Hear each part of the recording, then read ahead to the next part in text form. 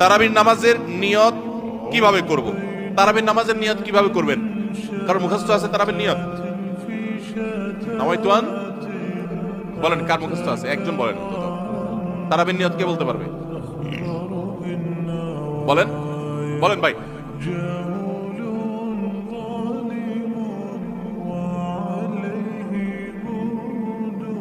মাশাআল্লাহ মাশাআল্লাহ, এবারে পুরস্কার দেওয়া উচিত। বসেন, আপনি অনেক কষ্ট করে মুখস্থ করছেন।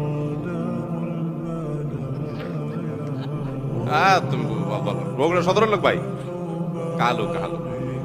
আচ্ছা ভাই, তারাবির নামাজ বা যে কোনো নামাজের নিয়ত জরুরি। নিয়ত ছাড়া কোনো আমল হবে না। কিন্তু নিয়তটা হলো মনের ইচ্ছার নাম।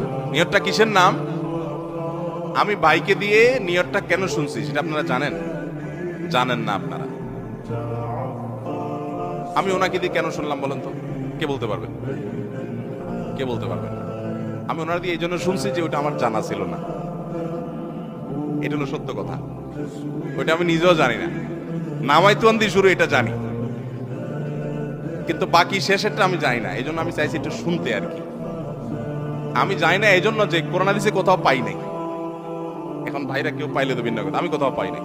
এই নিয়ত মুখে এরকম গদবাদা উচ্চারণ করা, হ্যাঁ এটা পাইছি আমরা ছোটবেলা বগদাদি কায়দায়। বগদাদি কায়দা এটার জন্য কত মাইদ্যরে হয়তো খাইছি, পাইয়া তখনই ভুলে গেছি। এটা পরবর্তীতে কোরআন হাদিসে যেহেতু পাই নাই, এই জন্য আর আমরা ওটা মুখস্থ করি নাই। ভাইরা আমার, নামাজের জন্য এরকম নামাইতুয়ান, এরকম গদবাদা যে দোয়া আমরা শিখেছি, এগুলোর কোনোটি কোরআন বা সুন্নাহর কোথাও আমরা নিয়ত করব মন থেকে যে আমি তারাবির নামাজ পড়ছি, বাস এটা আমার ইন্টেনশন আছে, নিয়ত আছে, মনে আছে, এটাই যথেষ্ট। মুখে উচ্চারণ করা জরুরি না, এবং মুখে উচ্চারণ করা এটা সুন্নাহও না।